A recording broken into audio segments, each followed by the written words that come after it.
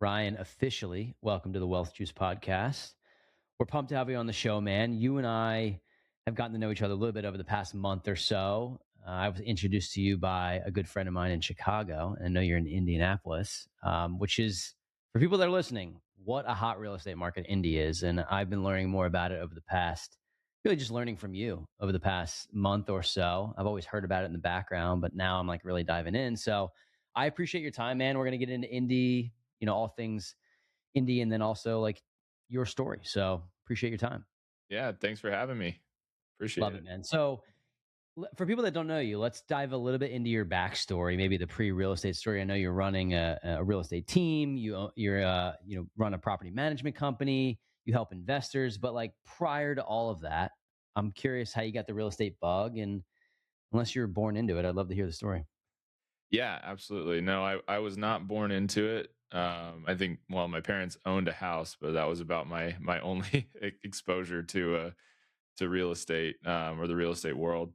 But yeah, I think moving to Indianapolis was probably one of the main drivers of what gave me sort of the itch to get into the real estate market. I'm originally born and raised in California, Central Valley, which is like, if you don't know about the Central Valley or just California geography, it's sort of the Midwest of California.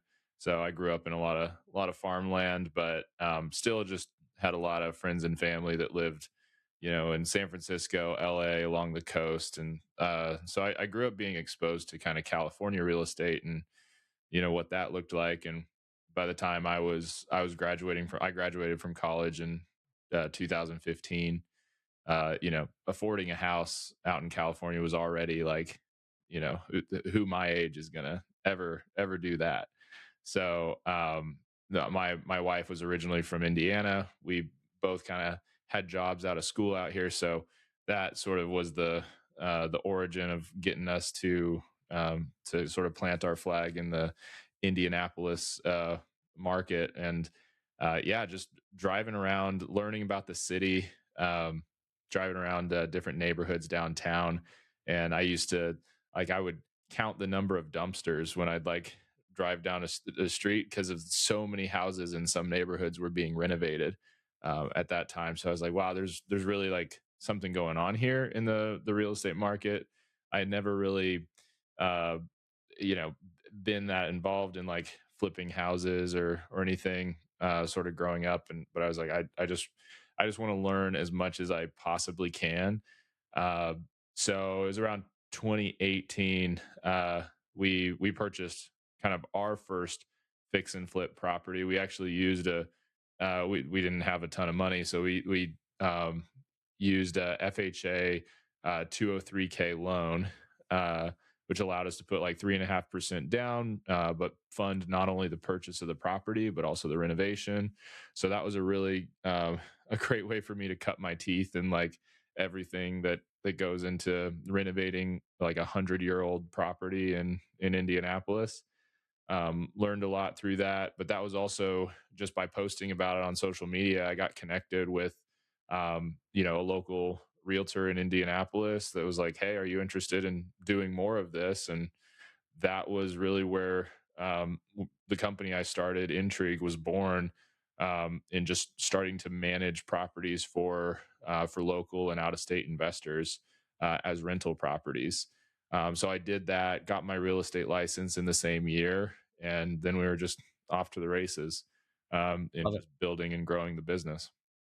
Love it, man. So, you probably have like this shock to the system. I think a lot of people do. Well, I have a lot of conversations with investors who are in New York or even in Philly, which is getting nowhere near New York prices, but I would compare to Philly to a Chicago in a way in terms of pricing, but then like California or Seattle, and they look at a 3 bed, 2 bath for $220,000, and they're like, how is this even possible in 2026? And I think I know this was 2015 when you moved out there, but I was just like doing some research and looking at the Indianapolis housing trends. And just since 2021, the median household or the median price was like 160, 170, it looks like. And then now, it's like closer to 240 Yeah. in the past 5 or 6 years. But still, if you look at that and compare that in comparison to a California, where, I was just looking the other day for fun, like duplexes are truly $1 million, like baseline, right? So this is maybe just like San Diego, where I was looking in one of the most expensive markets. But I think there's a shock to the system, and like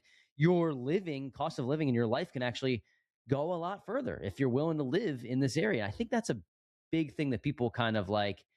There's two sides of the coin, right? If you can buy real estate in a California and New York, it's incredible because if you hold on to it for 10 plus years, you could literally, like, the appreciation alone. But everything costs so much more. So and Indy seems like this, like, it's not just like this super cheap market. It's also like got a lot going for it now, and there's a lot of infrastructure. So I'm curious about, like, once you got there and got settled, like what are the things that you really like about Indy and why you haven't left since you've been there? Yeah. Yeah, good question. I mean, it was an adjustment being from California. It's like I grew up in a place that, as Daniel Tosh puts it, it skips all the bad seasons. Yep. but Indy doesn't. Indy just embraces every single one of them fully. How nice of Indy to do that. Philly does that too, by the way. Yeah, we get Yeah. everything. Yeah, so that was an adjustment for me. I mean, just indie winters. I mean, I know people that have been from Indiana Hoosiers all their life that they love to complain about the winter because it's I mean it's real. We get 0 degree temperatures. It's not as bad as we're actually not as far north as people from the coast might like think we are. They hear Indianapolis and think it's in the same place as Minneapolis. I was just gonna say that those two kind of go hand in hand. Where Yeah, Minneapolis is like, I'm not looking at a map right now, but I know it's like pretty close to the border of Canada, right? Like, so it's like, yeah, exactly. Yeah, like Minneapolis, think Canada. Indianapolis, think 4 hours north of Nashville. So like okay, that's where it's like it's different. We're more than like an 8 hour drive directly south of Minneapolis. So a lot more. Our winters are in the grand scheme of things like not super intense. I'd say we probably have like um y- y- 2-3 weeks worth of like under freezing kind of temperatures, but the rest is like that's manageable. That's a very Midwest take, by the way, is like if it's not freezing it's fine, right? It's yeah, exactly. 35 Yeah, like degrees like 42 and rainy is like, oh, we're living large here. Yeah, that's how it is in Philly. But we're finally getting into the area where we're recording this like towards the end of March. It's starting to get nice. But I Mhm. I'm I'm curious about the building of your portfolio out there too. So you Yeah, did the 203K loan, and I know in order to, like, really help investors, you've had to like kind of learn this stuff on your own as well. So like, what does your portfolio look like? Is that something that you're actively trying to grow even in 2026? totally. Yeah. So yeah, portfolio in a couple senses. I mean, there's the portfolio of client properties we manage, which we manage a little over 400 units in the greater Indy area right now. We are just looking to continue to grow that. We're actually in the process of onboarding several units. We're starting to kind of work with partnering with smaller PMs and coming alongside, whether that's through like acquisition or sort of like bringing them onto our team. Um, so we're on the path towards growing the property management side of things. And personally, I have a portfolio of rentals as well. You know, I invest alongside our clients, and yeah, I'm closing in on about 10 properties, combination of short term rentals and duplex long term rentals as well, duplexes, single families. Whether you're a new or experienced landlord, one of the biggest hiccups that people run into that prevents them from scaling their portfolio is lack of organization. And most people think that they're going to be fixing toilets at 2 a.m. Because of that lack of organization. They're going to be getting calls from tenants, and tenants are going to destroy their house. One of the things that fixes that completely is easy landlord forms. When you're self-managing property, staying organized is one of the most important things that will allow you to scale. Easy Landlord Forms has tenant screening services, state-specific lease agreements, online rent payment systems, and over 500 landlord forms, so you can keep everything in one hub, scale your rental portfolio with ease, and most importantly, make landlording and real estate investing as passive as it can possibly be. So go to easylandlordforms.com, and you can use the code WealthJuice, which will give you 20% off any order. So, yeah. The short-term rental market, are these short-term rentals actually in Indy? Like, is this something that you're doing in your backyard? And if so, or wherever they are, I'd love to hear about that because I think when people hear short-term rentals, they're like, I got to go to Destin or Orlando, Yeah. or I got to go to. You just mentioned, Nashville or something like that, or the Smoky Mountains, but I think if you do it right and you really know your market, you can make a short-term rental work in a market like Philly or Indianapolis. I know there's regulation around it too, but tell me about those short-term rentals. I'd love to hear. Totally. Well, it's funny you say that, like Destin, Florida, because that was really kind of my what I thought too for a long time. And I well, our history with short term rental in Indianapolis is really interesting. It's kind of on and off. Like my wife and I actually owned probably one of the first Airbnbs in Indianapolis back in 2016 because our that was around the time when Airbnb was really just starting to become a thing. And I was work. This was before I worked in real estate. I got a job, or like so I was working in logistics and actually got a job out west. So very briefly, I actually lived out in Southern California. And that's where I got to learn firsthand all about the ratio of it's a little bit of a higher income, but a much higher cost of living. Um, and so that that didn't actually last too long. But while we did that, we actually decided to turn our property in Indianapolis into a short term rental. And I think there were only like 15 other Airbnb listings in Indy at the time. And then we ended up selling that when we kind of moved back to Indianapolis. That's what helped us get into our the house we ended up renovating, which we still own. But yeah, the we decided last year to we really wanted to get back into the short term rental world. And actually, what we did first, actually February, just over a year ago, we took a trip down to Tampa because I've been hearing a lot of cool things about that market, and just sort of personally just wanted to explore it. But also, we were talking to real estate people down there and trying to get a feel for what does it look like to buy a short-term rental here. And because we kind of had that in our head, like one, I think it has to, maybe it has to be a vacation market to perform well as a short-term rental. And two, maybe this is a cool sort of lifestyle slash investment thing for us where we could sort of own our vacation, right? It's like the modern day what do you call it, timeshare. Like by owning a property and Airbnb in it when you don't use it, but then being able to use it. But we quickly realized that Florida is very like very very seasonal.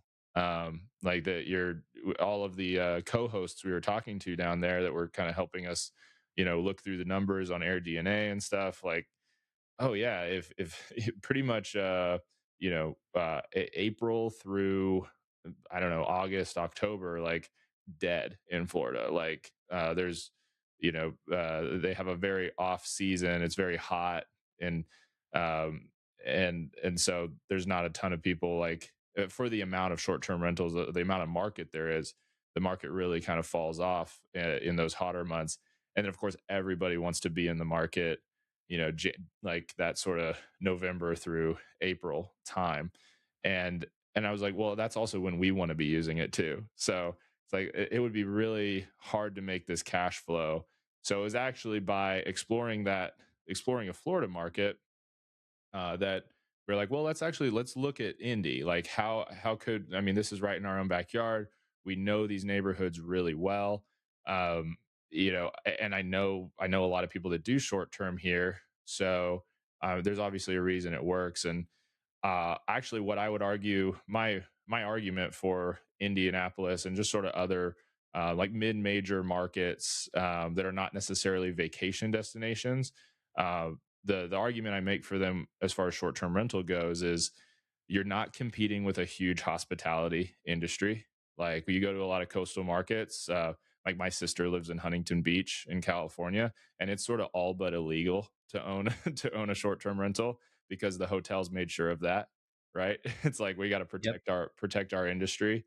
But so like you're not competing with that. Like, yeah, sure, we have hotels and stuff like that in Indianapolis, but I think the general attitude from a policy standpoint is if it brings people to Indianapolis, like we're all for it. At least that's the tone right now. So you have to pay like it's like $150 a year to like register your Airbnb, but outside of that, like you're not getting hit with a ton of regulation on what you can do around the city of Indianapolis. Now you might deal with stuff with HOAs and stuff, um, but yeah, that's my advice: is you have to find a spot that is like in an A or a B class area. You're gonna have people coming from out of town, and you want them to have a really good experience and a good impression. Uh, but yeah, that's it. It's been a good journey.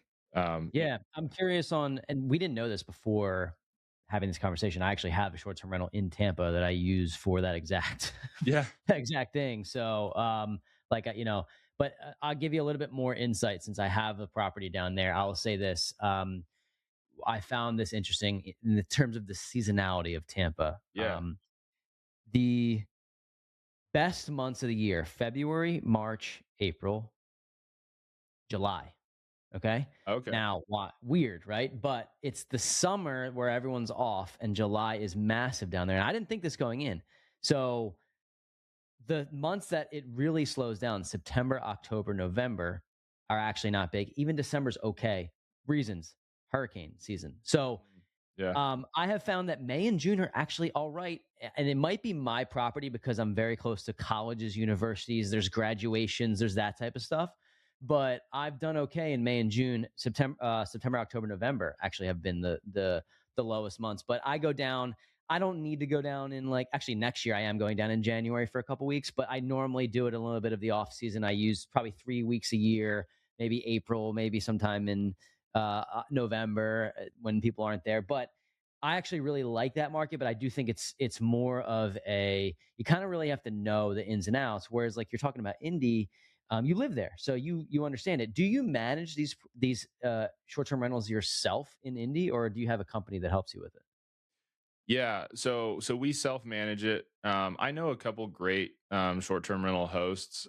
We even did kind of consider maybe we should do this for now. But my wife, I don't do a lot of the day to day with it. But my wife, she's in there, messaging guests, and it was something of like a passion project for her. So for now, we're being very hands on with it, managing it, which I do think. I mean, if you own short term rentals, you know the level of nuance that can go into sort of taking something from performing well to performing sort of exceptionally. Um, so Without a doubt. And not only that, but because you are a real estate person, you're real estate professional status, and if you do manage it, there you have no issue whatsoever getting the major tax benefits that you get from from owning short-term rentals. Whereas for me, I have a property manager. Now I materially participate, but I have to really like be down there and like take some of the burden off of the PM and like do a lot of work in order to do that. Where if you manage it yourself, like no problem, right? So I mhm. think that's huge.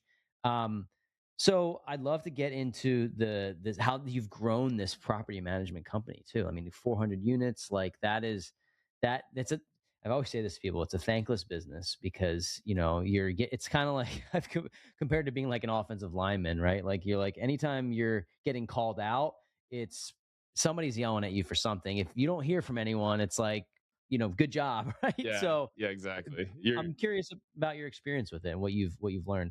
Yeah, I mean that is pretty accurate. You're if you're not getting any complaints, like that's pretty positive feedback when it comes to property management. And there are ways that we've kind of learned over the years to sort of ease that the a little bit in just in terms of documenting things really well.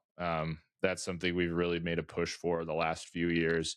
Things that we've been doing, all along, but making sure that we're documenting it as we're doing it. So I'll give you an example. We've always done this like new vacancy inspection whenever a turnover comes up, or even when we're onboarding new business.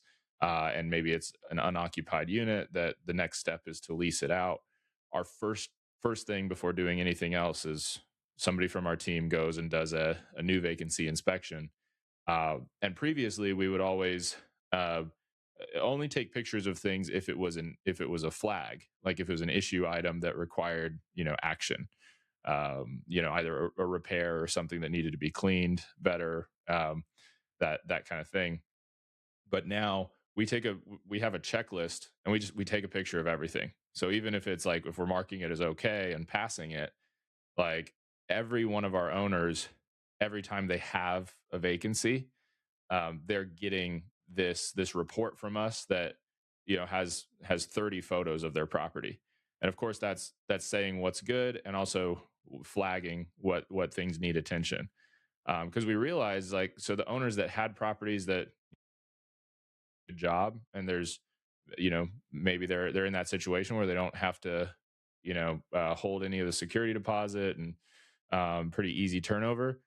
Owners would kind of get the impression, like, or maybe over time get the feeling like my property manager, they don't even have to do anything. It's like, well, we're still doing quite a bit, you just don't see it. So it's a lot of stuff like that, like making sure that owners like see what we're doing and operating with that kind of transparency.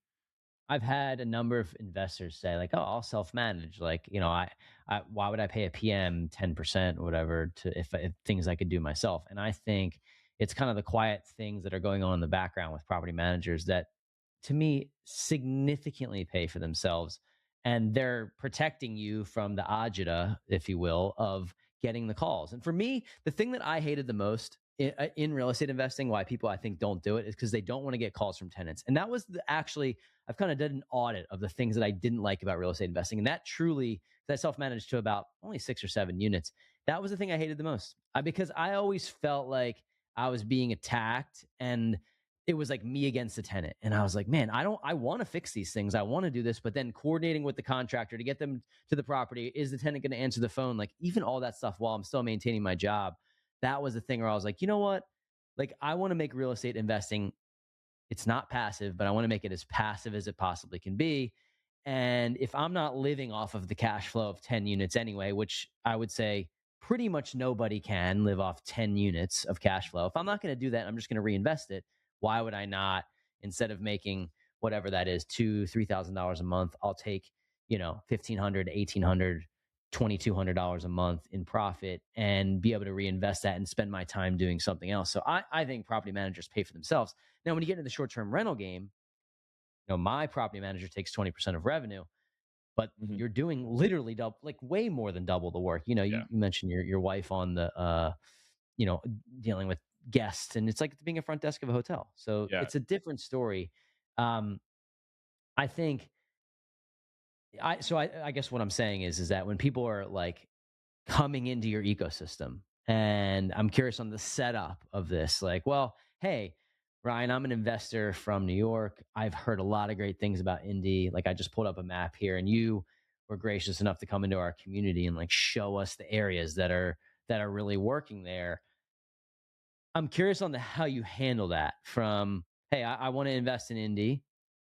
Take me through a little bit of your process of what that looks like, because there's deals that are making sense that if I'm a out of state investor, I need somebody like you. Like, doing it myself is, you're going to make real estate investing way more complicated. So just, true. what's Yeah. that process like? Yeah, it's much harder to scale. Just kind of to what you're saying, that's something I say to owners a lot. That and oftentimes I'll say this to local investors that have self managed for a while, and they're considering kind of transitioning to property management. Yeah, part of it is just it's just practical. It's logistics. We're here, boots on the ground, eyes and ears, and we have a lot of contractor connections that would be hard to kind of build up because we've really built this up over time. Sure, that's a big value driver, but I think the one that gets slept on a lot is, it's kind of like what you said. It's that relationship that self managers kind of have to have with their tenants, where they it it, it almost always ends up feeling a little bit adversarial at times. And it's kind of like, if the tenant knows, like, hey, this person, is their name or it's their company's name on the lease as the grantor, and that's who I get to talk to directly. It starts to become a everything's a negotiation. You know, everything is like, hey, can you I'll only renew if you make like these kind of upgrades to the property, or everything. And it's not to say that we don't end up with like sort of those negotiator tenants on the property management side, but what I've found is that by being a professional property management company local to the market, um, it allows owners to have that kind of arm's length relationship with tenants. And I find that a lot of the questions that tenants would kind of run by if they're working directly with an owner, they realize it's a non-starter with a management company, because they know what we're going to say. We're going to say, well, what does the lease say? You know, like Yep. so it's kind of interesting that how just that dynamic kind of unfolds.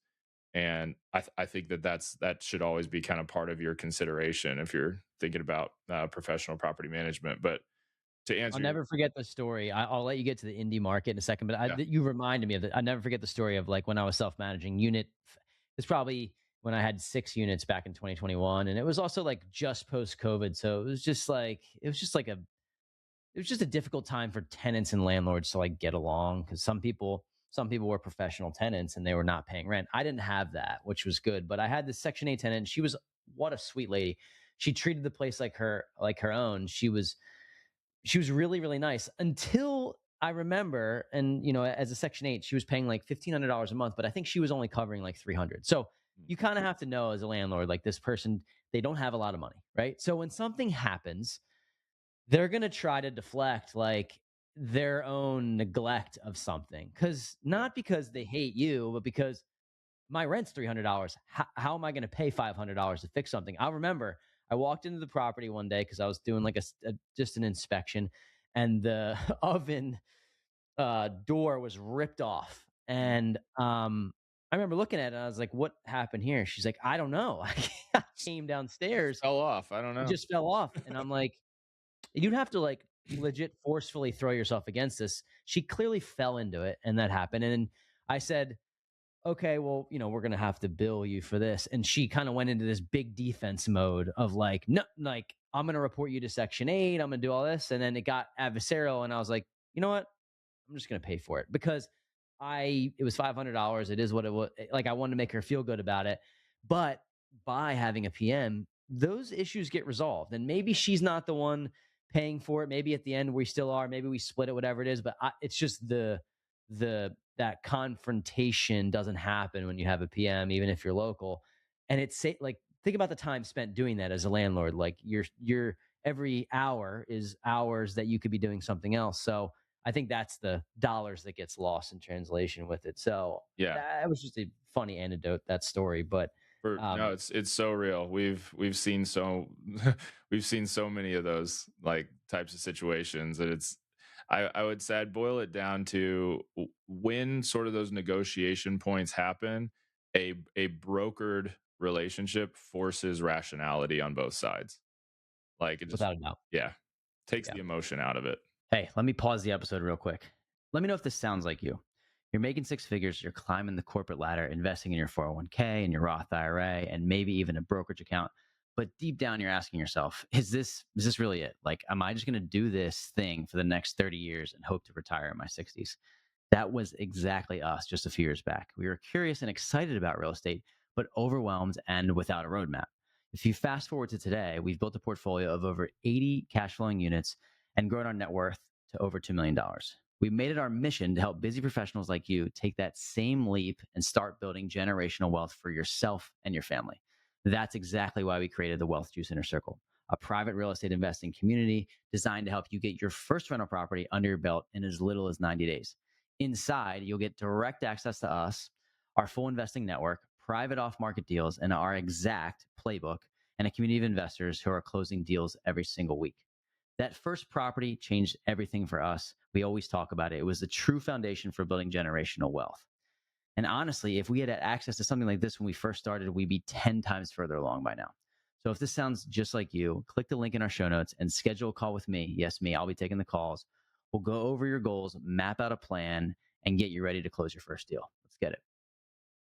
So take us through some of the indie like why you like indie as like this investor market. I know you walked me through some of the like we talked about price point and everything, but I know you have a lot of out of state investor clients. Like, what do they really like about investing in indie? What's the pros and cons to this market? If I can throw in some from what I've learned, it's like we've seen a number of markets like Detroit, Michigan, Augusta, Georgia. I know I keep throwing these out in our podcast episodes, but that's because that's some of the places our investors in our community invest in, where you can get properties for 100, 120, 130, $140,000 that meet the 1% rule. It seems like Indy is a little bit more like balanced appreciation cash flow, where you're more in that 150 to 250 range. But I'd love to hear from you of like what your take is and why it works from that balanced appreciation and cash flow standpoint. Yeah, it's true. I'd say you do have a lot of options when it comes to indie. So whether you're somebody who favors long-term appreciation or even short-term appreciation over short-term cash flow, uh, or you're really prioritizing cash flow, there's kind of something for everybody here. Uh, because we're not the lowest price point city, but we're a city that puts up good numbers in terms of our development and our growth from year to year. So it which pretty much spells steady appreciation um, for people investing in real estate. But from the cash flow perspective, we have a relatively high inventory of multifamily. So residential multifamily, 2 to 4 units. Actually, we were recording our podcast yesterday, and we had a couple people on that the owners of New Real Estate Group, and they're since 2022. I think what they're doing is almost historic because they for the first time in nearly 100 years, we have multiple companies in Indianapolis building multifamily housing. Either build to rent, like so built to mostly sell to investors, but they're also selling to house hackers, people buying a property, living in one unit, renting the other unit out. So they're building duplexes and quadplexes that are newly built. So we've got a lot of inventory on the duplex side, mostly built between 1900 and 1940. But then we're also adding to it currently. So that's kind of makes it an exciting market. Yeah. Yeah. I'm on this. I was just looking at like I don't know who Norada Real Estate Investments is, but they said that Indy is like emerge as the best housing market for buyers and investors in 2026. They may be biased, whatever, but I just wanted to point something out because this is, I think, interesting statistics that the share of median household income needed for a typical mortgage payment in Indy is 26.9%. Yeah. Now, when you're going through the underwriting process and trying to get a property that is your primary residence, a lot of time your debt to income ratio can be as high as 45 or I 50%. say, yeah, So the 50. so the fact that you can get something for a quarter of that, where it's like I've tried to keep my housing expense personally over the past several years closer to like 10 or 20% of my income, just because I'm trying to aggressively pursue investments, right? But if you can get it even the median at like 26, 27%, that allows you to go invest and be an investor, even if it's just your household. So I Yeah. love that. I think that's Indy's way of maybe like doing the ADU play in California by building more duplexes because you don't see a ton of duplexes and triplexes being built. I think it's a great strategy for the 25 to 35-year-old to go buy a duplex. That's even if it's new construction, you're going to have less capital expenditures, hopefully, if the property is built right. But then you can offset your mortgage, and I could talk about house hacking for days and days. But Yeah. that's an interesting play there. It seems like. Yeah, yeah, no, that's something that excites me a lot. I've had the privilege of helping several clients do it over the last few years, and I'm always a little because we bought our first home back in 2016 when the house hacking wasn't a thing, and actually even the loan programs to do it using like an FHA loan or a low down payment homeowner option sort of didn't exist. They weren't applied to multifamily residential. So the fact that house hackers have that option today, I'm always like a little, I'm like living vicariously through my clients. I'm like, I'm a little jealous of you guys that you have this. Like more people should be doing it for sure.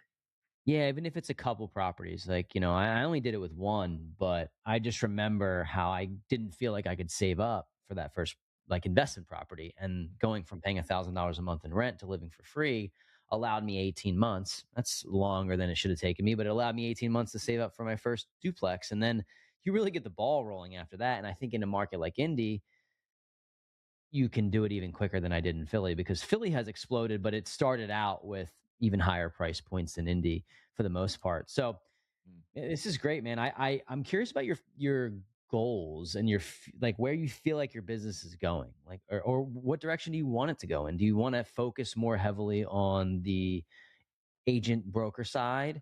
Do you want to focus more heavily on the PM? Are you looking to grow your real estate portfolio? All the above. What's the vision for you? Yeah, so I'm into about seven and a half years of consistently refusing to choose. So I mean, because that's I get that every realtor I talk to is like, why do you do the PM thing? Why don't you lean into real estate? And then every PM is like, how do you do both? But I think the two go hand in hand so well, and I like being able to be that kind of one-stop shop for investors. Ultimately, I think that's the value we're providing is that we really have our arms around the whole investment process, um, which I don't think I could consult as well as I do, and as well as my team is able to do if we weren't involved on kind of both sides of that transaction. We're not done at the closing table with the majority of clients we work with. We're really kind of long term partners with our clients because we're helping them with the leasing phase, ongoing management. So right now our focus is the indie market. Really really going deep. Excited about just working with helping more people get into the Indianapolis market. We really believe in it. Really believe in its potential to grow. So we yeah, we're trying to grow the real estate team and the property management team simultaneously. I mean, four of us, our operations managers, we have five of them on our team, and three of them besides myself, so three out of the five ops managers plus me are licensed real estate agents. So we have four agents on our team that work on both sides, property management and real estate. So uh, we are really, that is the niche that we're trying to serve, is if you really want an expert on long term rental or like long term real estate investments in Indianapolis and growing a portfolio. That's the client that we're trying to serve really well. I think that's a powerful place to be where a lot of people keep it separate. And if you're flipping or wholesaling, you can say, oh, the power of the real estate game is in the buy. Like, I have to Mhm. buy this right. Now, when you're buying rentals, you do have to buy it right. Don't get me wrong. But the power is actually in the management of your asset, not Totally. necessarily the buy. It without it, like, I can shout this from the rooftops. It doesn't matter if you're doing turnkey or if you're trying to do a burr. If you don't manage the asset, it'll manage you, and then it doesn't matter what the price you bought it at. It matters how long can I sustain holding this for, and to have a brokerage attached to a PM that is the same company that speaks to each other, like, or they are the same person, is so powerful because a lot of agencies or brokerages will try to hand you off to a PM that they don't have a really great relationship with, and then these out of state investors are like, "Well, this is great. You helped me with the buy, but now I can't get a hold of my PM." That's where the anxiety comes from because they're at a distance. So to have Yeah. this, you don't win, Ryan, if your clients come in and they buy a property as an investor and then they hate the PM experience. That is, Yeah. they would never recommend you to anybody. So your only winning is doing both. And then that's why it's like, well, we got to put Ryan and his team at the forefront of any of these deals we do. Cause I think that's a great, so I don't know if it's, dude, you can say like, yeah, I haven't really narrowed in the niche, but I feel like real estate is so like, how many people do you know that do some flipping, do some wholesaling, do some buy and hold? Like, I think you could argue that if you got really, really, really good at just one thing, yeah, maybe it's better. But I think having both of those in your arsenal is like, I think it separates you, in my opinion. Yeah. Well, I mean, part of where our name comes from, intrigue is based on just having an attitude of curiosity and just always learning. And that's something that I really enjoy about real estate is that there's always something new to learn about. Yeah, whether that's flipping or doing the Burr method, just short term rental, midterm rental. Like there's all this different stuff going on, and we pay attention to it, but at the end of the day, all of these things work based on the same fundamentals, which is show up, consistency, have great systems that are as waterproof as possible, just so they can stand up to stress testing. Um and yeah, it's those same, just find ways to add value. And that you're going to do fine in any of those businesses. Yeah, um I mean, it's that kind of goes without saying. Just the curiosity I love, because I'm so that's why I have a podcast. I'm so genuinely curious in what other people are doing that has led them to their own version of success, and it kind of leads me to my one of my last questions I like to ask people, just to go a little bit deeper into the person. Like, you've built this brokerage and PM company and you're trying to buy real estate. I'm curious on the why behind it. Like, what's the when people get bit by the real estate bug, I think they have this vision of like, well, I'm going to be able to work less because my real estate's going to pay for my lifestyle, right? When in reality, if you're a real estate agent, which I am, and if you work, I'm a mentor and I'm an investor. It's actually, I'm not working any less. I'm working way more, and I'm taking my clients through the process at the stage and time of day that they can do it, right? So you're not, there's no such thing as 9 to 5. It's like you're no. kind of always on. So you have to have a strong why. You have to have a strong presence of like, what's the purpose for this? And I'm curious, what gets you out of bed every morning? Like, what's the why? Yeah. So my why, what's kept me in this in this world for so long. um I mean, you are spot on. That has been my lived experience as well. That you don't get into this if you're looking to have an easy job. You're just phoning it in and make a ton of money and hardly work. um I I did want to work for myself. That was a big motivator for me. Because working the 9 to 5, like, yeah, it's great that when you can kind of leave work at work and have that sort of separation. But at the end of the day, I always struggled with having uh, a very narrow focus on, like, what, this is your job, do your job kind of thing. Like, it kind of goes back to that curiosity piece. Like, I want to be able uh to be strategic and explore all of these different things, and just constantly be learning while making money and providing for my family in the process.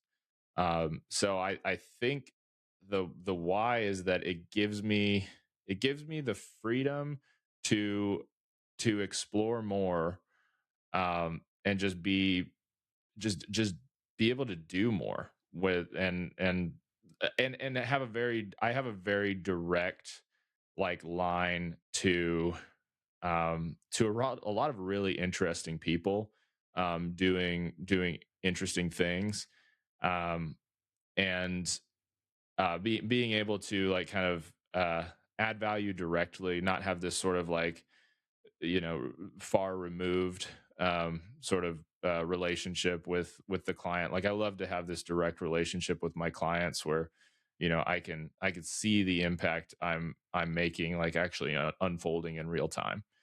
Yeah. I think there's some, you struck a chord there with me about people that the reason to get into real estate investing, and it's like, it's not to do less and not work as hard. It's actually to be able to do more. I think this is interesting. It's to do more and have optionality. And the cool thing about real estate investing or building a real estate business is it allows you the flexibility to do the things that you want to do. Doesn't mean you're going to be working less, but it gives you the compounding effect of the longer that you do it, the more fruit that it'll bear. And I think that is Like if I could say anything about, my best performing properties, maybe this is just me, are the ones I bought the longest ago. Yeah. So like my the more money that I've made on properties are the ones that I've held the longest. So if you the longer you stay in the game and the longer that you maintain that, I think oftentimes in a 9 to 5 job or even a sales job, you're on the hunt for the next thing, and it is your business and life compounding and getting better over time. Now it may be 5 to 8 years or 10 years before you can really realize it, but the longer you stay in the game, the more optionality you have, but you just train yourself to work in a different way. That's to me what has been the most eye-opening thing. I don't work less, I work more, but I'm like so fulfilled and like just have, even if it's not like time freedom of being able to like fly in a private jet to Ibiza, it's a time freedom of being able to be like, I can go to lunch with my fiance on a Tuesday at 3 p.m. So like Yeah. that's the I think what a lot of us are searching for in this game. You're totally right. I mean, it's just that, oh no, I think everybody's had that experience, work in property management, or you're like an agent, working with that client that like gets into real estate investing. They get their first one, and then they come back to you like a year or two later, and they're just like, this isn't going that well. Like, I think I just want to get out. And maybe they're even like break even, but they're just not cash flowing as much as they wanted to. It's like I always try. It's like I wish I could encourage those people, like, you need, like, hold on and try to build, because it's what you said. Anybody who's been in this for long enough, like 5 years plus, and continually investing, that compounding effect is really that's the magic of being involved in real estate. Well, you were in our community doing like a deep dive with, answering questions and showing us these maps and doing like a full analysis of a property that we were looking at in Indy. And I think we ran the numbers. Like I might have had at break even. I think you had like $100 a month in cash flow just based on what you know about expenses and like the numbers that you ran. But that's besides the point.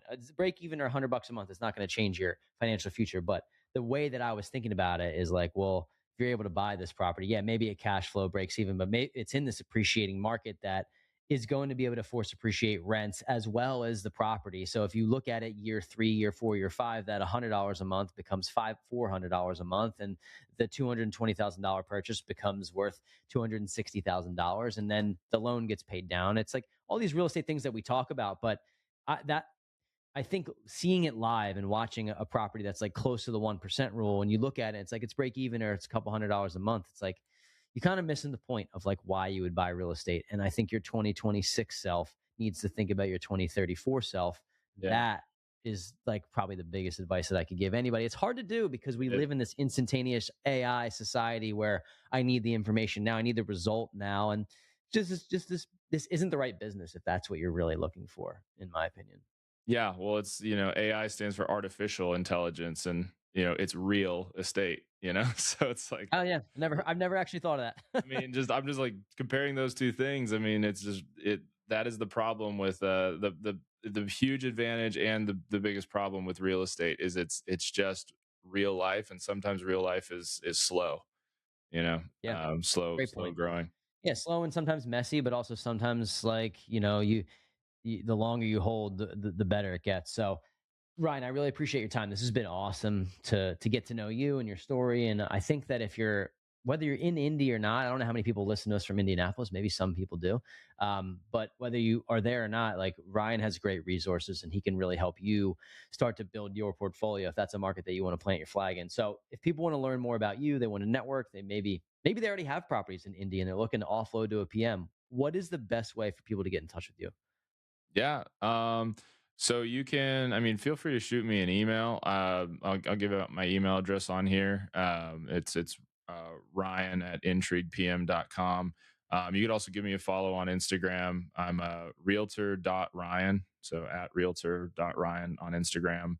And yeah, you could check out our property management page. Intriguepm.com is our website. We actually started or helped launch a circle or an investor meetup, real estate investment meetup. We call it the Circle Investor Meetup. We actually host a podcast weekly now as well. where we've been having some really cool like local real estate, local to the Indianapolis market, real estate guests on. So a really good way to just start to get plugged in and just learn about what's going on in the greater Indy area. So check that out. YouTube, Spotify. I think we're on Instagram too. Uh, Love it, man. yeah. Well, Ryan, I appreciate your time, brother. This has been cool to get to know you. And I think that there are probably people that could really use your services. So thanks for sharing all that with us today. Yeah. Thank you for having me. This was fun. Appreciate it. Before we wrap this show up, I want to leave you with this. If you're listening to the show, chances are you're doing pretty well in your career. You're making maybe six figures. You're putting money into your retirement accounts, maybe stacking some cash in a brokerage account, but you're still waiting for that next level. And here's the truth: waiting just costs you time. Every month you're on the sidelines is another month you could have had a property paying you and another step closer to financial freedom that you didn't take. Ryan and I know this because we stayed on the sidelines too long. We talk about this sometimes. We had the money, but not the guidance.